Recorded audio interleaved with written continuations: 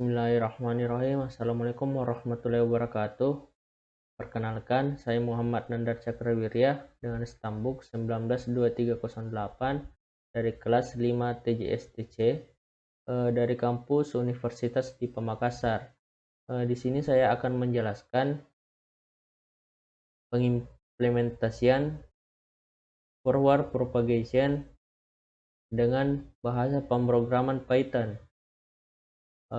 Yang pertama saya jelaskan apa itu forward propagation.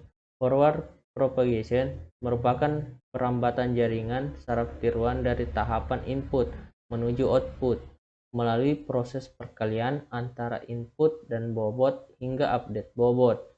Nah, saya jelaskan pada codingan bagian yang pertama, yaitu yang pertama kita melakukan import library numpy yang dipersingkat dengan variabel np agar penulisan listingnya lebih singkat. Nah, selanjutnya melakukan apply nilai input dan nilai target. Nah, input yang dengan variabel x sama dengan np.array yang nilainya sama seperti pada slide pada video, yaitu nilai yang pertama yaitu 1, yang nilai yang kedua yaitu 2, dan nilai yang ketiga itu 0,5, dan nilai yang keempat itu 2. Nah, di sini ada fungsi T atau transpose. Di sini kita menggunakan fungsi ini karena nilai pada input variabel x ini tidak memenuhi nilai pada matriks yaitu 4 kali 1. Jadi kita menggunakan fungsi dari transpose tersebut. Nah, selanjutnya di sini ada target dengan variabel y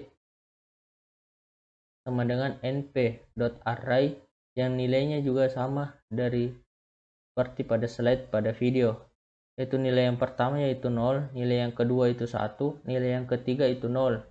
Nah, di sini juga terdapat fungsi transpose.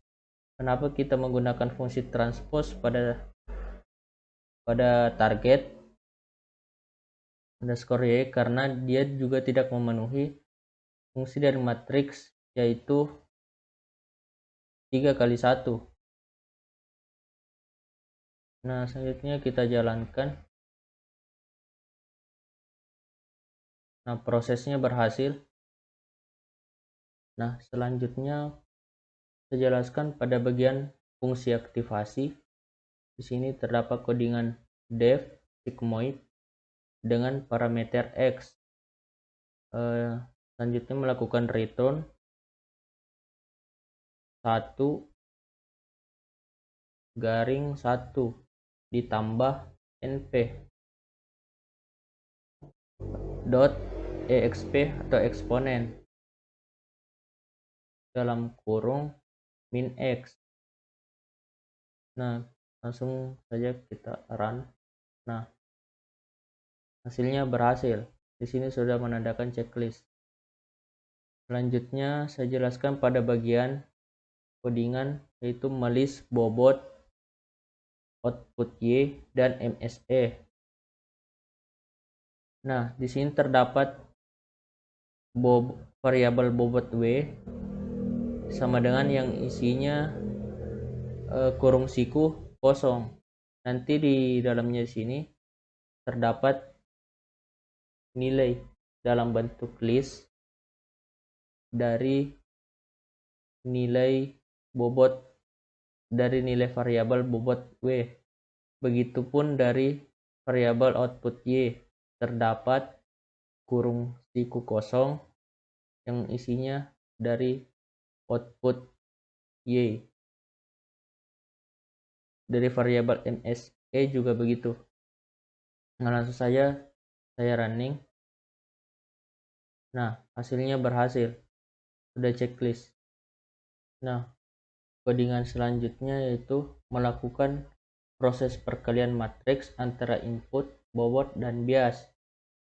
Ini terdapat perulangan for yang isinya epoch in range 0,10 yang artinya epoch akan diulangi sebanyak 10 kali.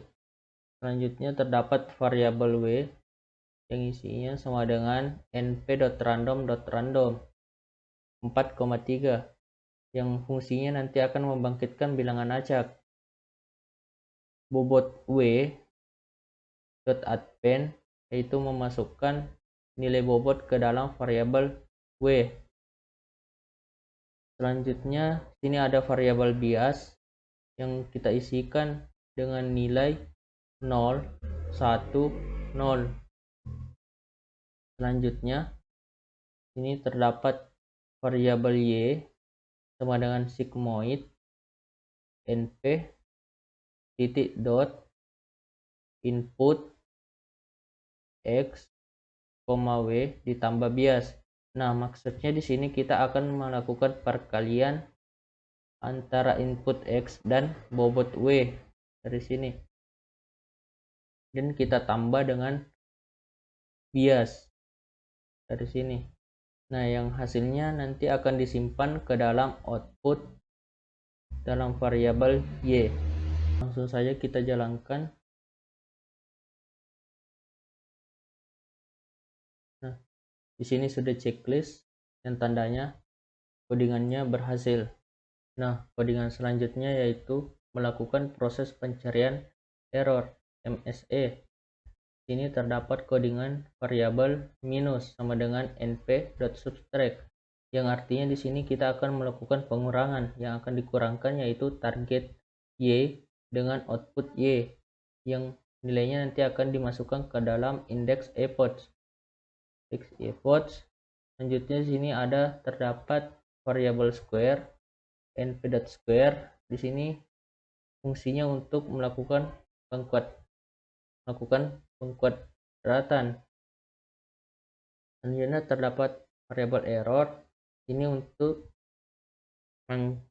hasil pengkuadratan tadi dirata-ratakan. Setelah dirata-ratakan,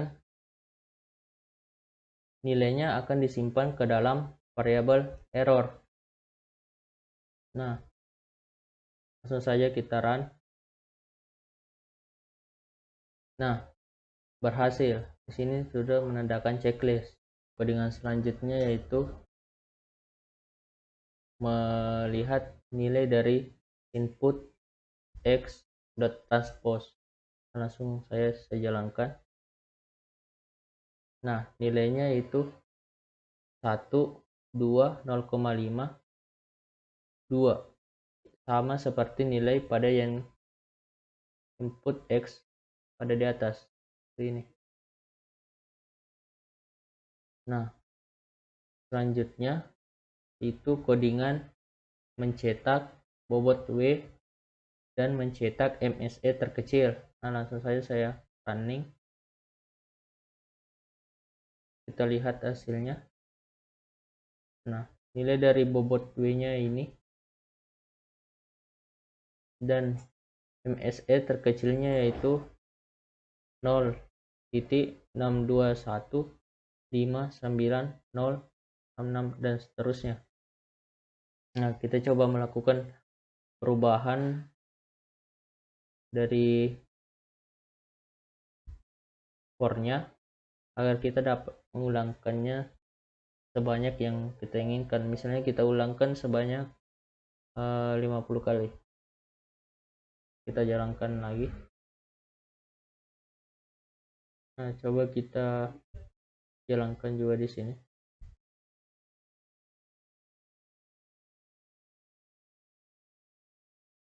Nah, kita lihat hasilnya. MSE terkecilnya itu sama 0,621 dan seterusnya. Nah, baik, itu saja yang dapat saya sampaikan. Saya dapat jelaskan pada materi ini, yaitu pengimplementasian forward propagation dalam bahasa pemrograman Python. Kurang dan lebihnya mohon dimaafkan. Wassalamualaikum warahmatullahi wabarakatuh.